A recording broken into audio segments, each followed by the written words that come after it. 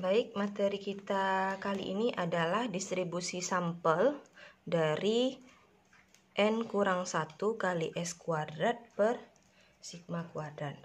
Sebelumnya kita sudah mempelajari mengenai distribusi sampel dari rataan. Sekarang rataan yang merupakan suatu statistik kita ganti dengan statistik lainnya, yaitu N-1 kali S kuadrat per sigma kuadrat, yang mana statistik ini berhubungan dengan nilai variansi dalam sampel dan variansi dalam populasi. Oke, untuk memahami distribusi sampel dari bentuk ini, perhatikan teorema 6.16. Teorema 6.16 bisa dilihat pada halaman 249, yang mana bunyinya, bila S kuadrat variansi sampel acak ukuran N diambil dari populasi normal dengan variansi populasi tadi adalah sigma kuadrat, maka statistik X kuadrat sama dengan N-1 kali S kuadrat per sigma kuadrat. Statistik ini nanti akan berdistribusi Q kuadrat dengan derajat kebebasannya adalah V sama dengan N-1. Awalnya populasinya normal, kemudian diambil sampel acak sebesar N, maka statistik yang berbentuk X kuadrat sama dengan N-1 kali S kuadrat per sigma kuadrat itu nanti akan menghasilkan distribusi Q kuadrat dengan derajat kebebasan V sama dengan N-1, di mana tadi N adalah ukuran sampel acak.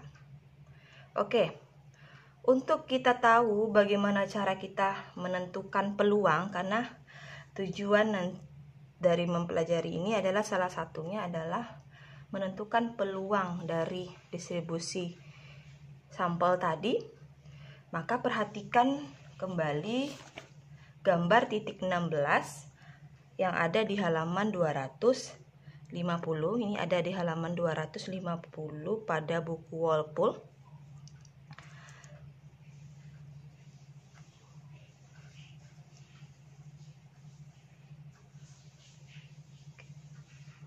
Di mana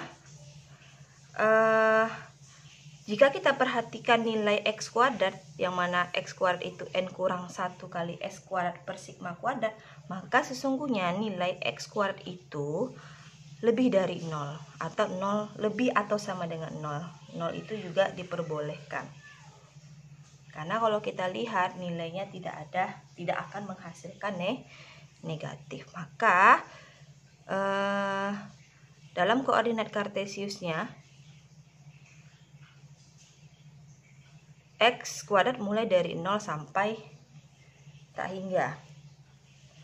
Kemudian kita perhatikan bentuk X kuadrat. X kuadrat itu diposisikan pada sumbu X. Kemudian jika kita gambarkan, itu akan membentuk suatu kurva, tetapi bentuknya bukan suatu kurva normal, yang mana semakin ke kanan kurva itu semakin mendekati 0 nilainya. Maka yang mana peluang dari distribusi sampel ini itu adalah luas atau daerah yang diasir di sebelah kanan dari X kuadrat. Maka ditulislah menjadi X kuadrat alfa. Jadi X kuadrat alfa ini artinya nilai dari statistik X kuadrat sebesar peluangnya, yaitu alfa di sebelah kanannya, atau luas sebelah kanannya adalah alfa. Dan ini berbeda dengan distribusi normal yang kita pelajari sebelumnya, yang mana dalam mencari nilai peluang yang nantinya kita akan menggunakan tabel, itu bentuk dari atau nilai dari peluangnya itu harus berada di sebelah kiri, sehingga kita bisa menggunakan tabel distribusi normal. Akan tetapi untuk distribusi sampel dari X kuadrat ini luasnya di sebelah kanan dari nilai X kuadrat tersebut. Oke, sebagai contoh X kuadrat 0,05 dengan derajat kebebasan sama dengan 7. Tentukanlah nilai dari X kuadrat 0,05 tersebut. Oke, sebelum kita menentukan nilai X kuadrat 0,05 tersebut, yang mana arti dari X kuadrat 0,05 itu adalah luas di sebelah kanan X kuadrat itu dengan derajat kebebasan V-nya sama dengan 7 sebesar alfanya 0,05. Maka kalau kita gambarkan, ini saya misalkan saja gambarnya seperti ini. Ada suatu kurva, bukan normal. Kurva ini alfanya 0,05, maka sangat sedikit alfa 0,05 itu kita anggap dia seperti ini posisinya, sehingga X kuadrat 0,05 dengan V sama dengan 7 itu hampir mendekati ke sebelah kanan, yang boleh kita gambarkan seperti ini. Nah, sekarang tujuan kita adalah berapa nilai X kuadratnya. Nah, untuk menentukan nilai X kuadratnya nih, untuk menentukan nilai X kuadrat ini, kita perhatikan tabel L5 halaman 777 dan 778. X kuadrat 0,05 dengan V sama dengan 7 itu berada pada tabel halaman 778. Jadi Anda bisa melihat nilai dari X kuadrat yang alfanya 0,05, kemudian derajat kebebasannya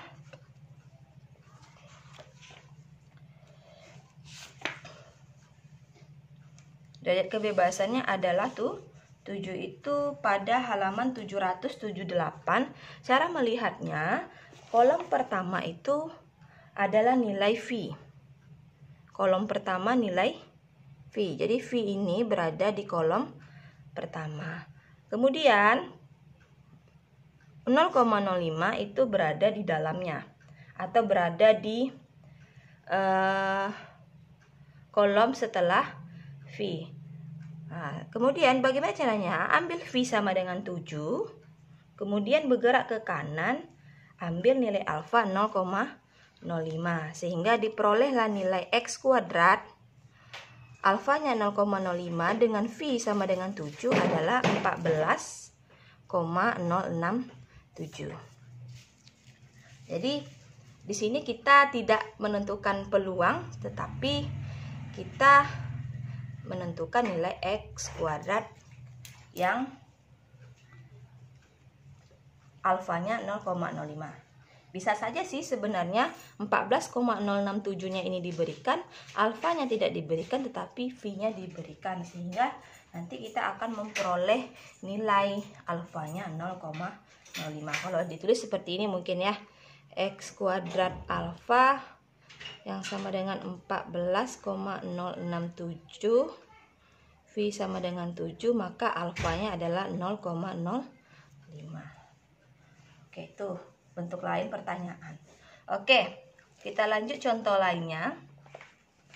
Contoh lain yang ada di distribusi Q kuadrat ini juga, yaitu contoh 6.24 halaman 250. Oke. Ternyata distribusi sampel dari X kuadrat ini, atau dinamakan biasanya sering orang bilang distribusi Q kuadrat, itu punya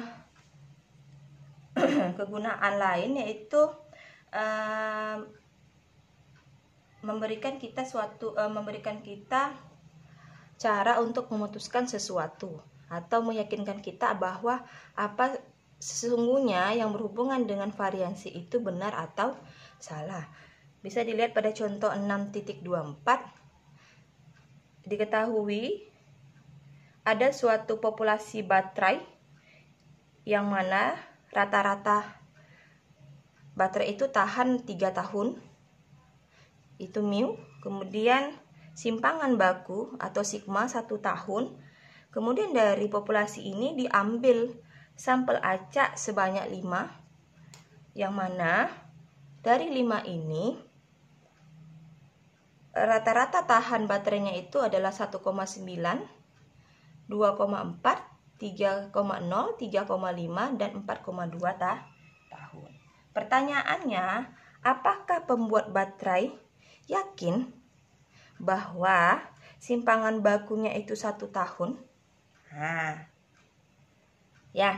Apakah pembuat baterai yakin bahwa simpangan bakunya itu 1 tahun? Berarti soal ini berkaitan dengan nilai variasi, maka kita gunakan distribusi sampel dari Q kuadrat. Oke, untuk menggunakan ini kita perhatikan teorema 6.16. Di dalam soal kita belum tahu nilai dari S kuadrat. Yang sudah tahu itu adalah sigma. Ini sigma ini, maka sigma kuadrat menjadi 1 juga. Kemudian N-nya itu 5.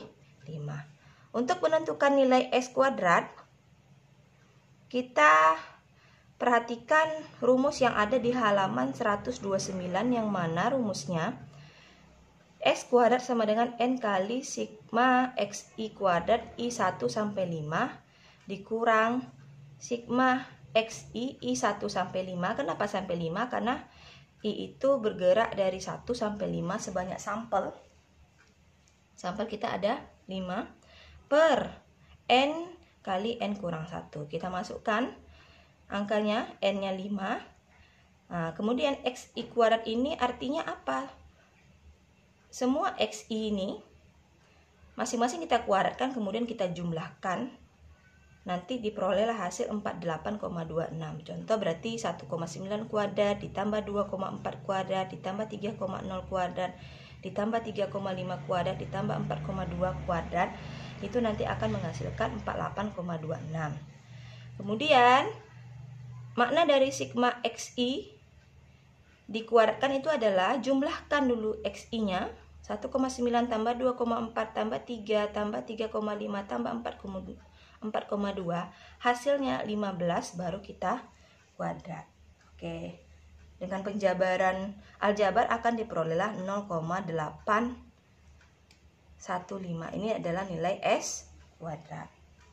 Oke, kita lanjut. Setelah kita dapat S kuadrat 0,815, maka barulah kita bisa mencari nilai X kuadrat, yang mana rumusnya tadi N kurang 1 kali S kuadrat per sigma kuadrat. N kurang 1 berarti 5 kurang 1 kali 0,815 per 1 kuadrat. Karena simpangan bakunya 1, maka 1 kuadrat. Dan diperolehlah 4 kali 0,815 per 1. Nilainya 3,26. Sehingga nilai X kuadrat itu adalah 3,26. Nah, sekarang kita menjawab apakah pembuat baterai yakin bahwa simpangan bakunya itu 1 tahun, itu pertanyaannya. Oke, untuk meyakinkan kita bahwa simpangan baku itu 1 tahun, ya ini sesuai soal ya, maka yang perlu diperhatikan catatannya, keyakinan kita itu harus besar. Besarnya itu sebesar 95%. 95% dan 5%-nya itu kita anggap suatu error atau kesalahan. Dan pada distribusi sampel X kuadrat ini 95% itu artinya distribusi Q kuadrat itu terletak antara X kuadrat 0,975 dan X kuadrat 0,025. Sehingga sebenarnya luas atau alfa yang berada di sini dan ini sebenarnya juga 95% itu atau 0,95. Ya, karena nilai dari kiri makanan itu sangat kecil, maka kita ambil yang berada besar di tengah-tengahnya, yaitu sebesar antara X kuadrat 0,975 dan X kuadrat 0,025. Maka dari soal kita peroleh derajat kebebasan tadi N-nya 5, maka V sama dengan 5 kurang 1 sama dengan 4. Kemudian X kuadrat 0,975, karena 95% itu berada di sini dan ini, maka kita perlu cari V sama dengan 4 itu adalah 0,484. Bisa dilihat di tabel halaman 777. Dan X kuadrat 0,025 V-nya sama dengan 4 bernilai 11,143 yang bisa kita lihat pada tabel halaman 778. Nah, kemudian langkah selanjutnya apa? Kita perhatikan nilai variansinya. Variansi itu adalah 1 jam.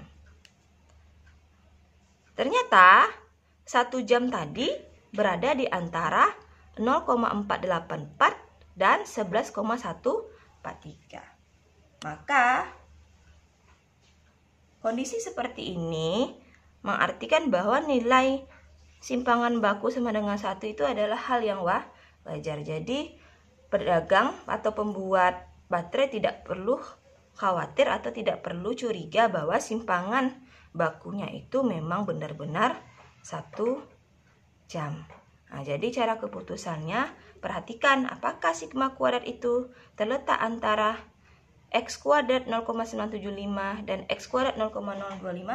Jika iya, berarti ini adalah hal yang wajar. Kalau jika tidak, berarti perlu dipertanyakan. Oke, demikian. Itulah contoh 6.24 yang mana merupakan kegunaan dari distribusi Q kuadrat atau X kuadrat, sehingga kita bisa melihat sisi lain dari distribusi ini dan tidak hanya menentukan nilai alfa ataupun nilai X kuadratnya saja.